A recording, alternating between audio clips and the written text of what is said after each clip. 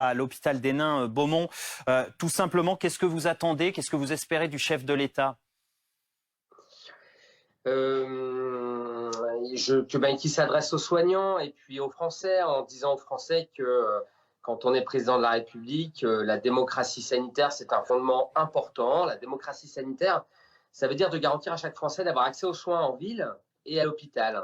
Et ce serait bien qu'ils disent à la fois aux Français, ne vous inquiétez pas, je vais prendre les décisions pour vous garantir d'être encore soignés, même quand il y a une épidémie de grippe ou de Covid, et de dire aux acteurs du soin qui, eux, ne peuvent plus entendre parler de résilience, ne vous inquiétez pas, on va prendre les bonnes décisions parce qu'on les connaît. Vous savez que je suis porte-parole du collectif Santé en danger. On sait ce qu'il faut faire. On les a, les décisions. On sait ce qui est vertueux, ce qui serait vertueux pour la santé des Français. Donc ce serait très bien qu'il y ait un geste très fort envers les acteurs de la santé dans l'intérêt des Français. A priori, il n'y aura pas d'annonce demain soir, c'est des vœux, c'est un exercice de style aussi. Mais vous croyez, vous, à la refondation du système de santé promise par le gouvernement? Ça va commencer le mois prochain, en janvier. J'y crois parce qu'on est vraiment dans le mur.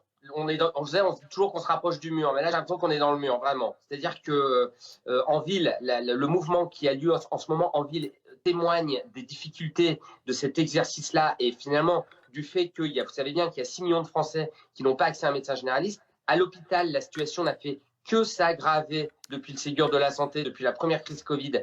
On n'arrive pas à garder le personnel, on n'arrive pas à fidéliser, il n'y a pas assez d'attractivité, il manque 100 000, peut-être 200 000 infirmières dans les hôpitaux. Il faut absolument montrer qu'il a compris qu'il fallait fabriquer des centres de formation pour les soignants, qu'il fallait tout faire pour leur faire comprendre que le travail le plus pénible, la nuit, les week-ends, allait être probablement revalorisé. Il faut un peu qu'ils nous apportent de la cohésion parce que s'il n'y a pas de cohésion, si chaque professionnel de santé essaye de défendre sa profession, ça ne marche pas. Et nous, ce qu'on essaie de faire dans le collectif Santé en danger, c'est de montrer que finalement, vous savez, le système de santé il repose sur ces deux jambes, la ville et l'hôpital. Et ce serait bien que le président l'entende. Et on est obligé de refonder le système de santé. On est obligé. Merci beaucoup Arnaud Chiche d'avoir pris la parole.